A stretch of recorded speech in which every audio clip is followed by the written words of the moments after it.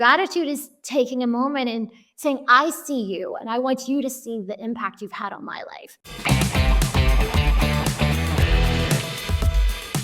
What are some skills, some other skills that you teach to these youth to help them gain these attributes of leadership or gratitude? Yeah, I think that we actually teach gratitude. We teach how do you express gratitude. There's an amazing intervention. Intervention is just a fancy word in a lot of research that means exercise. So there's an evidence-based exercise that really anyone can do. It's called the gratitude letter, and you may have already heard about this. Many of our listeners may. If you haven't, it's incredibly powerful.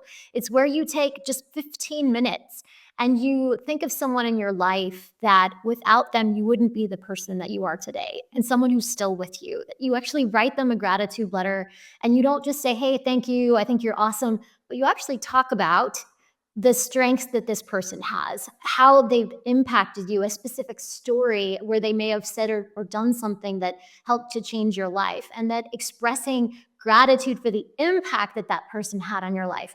Then not just writing a letter and sending it to them, actually going to their house or going out to dinner or going for a meal, reading them that letter word for word and handing it to them.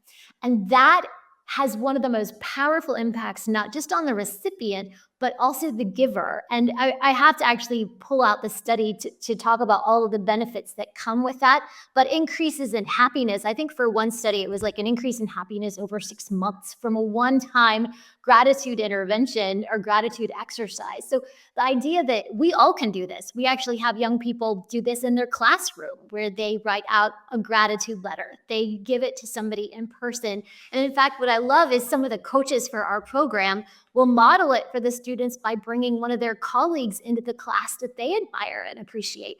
Reading the gratitude letter in front of this amazing teacher, giving it to them. There's usually tears involved, appropriate, of course, but it's great for students to get to see, well, this is the power of gratitude. Gratitude is taking a moment and saying, I see you, and I want you to see the impact you've had on my life.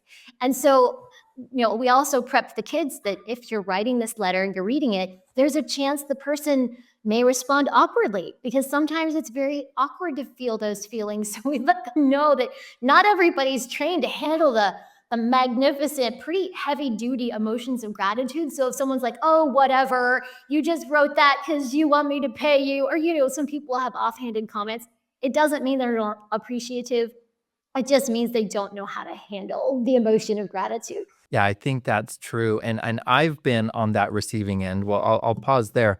I had someone else on the podcast who talked about a study that was done at Center for Altruistic Research or something at Stanford, where they studied when somebody is giving a sincere act of gratitude or compassion to someone else, what happens in their brain, and the chemicals and the dose of positive chemicals that come and the long effects that has. But it doesn't just happen in the giver or the receiver, but also if there's an onlooker.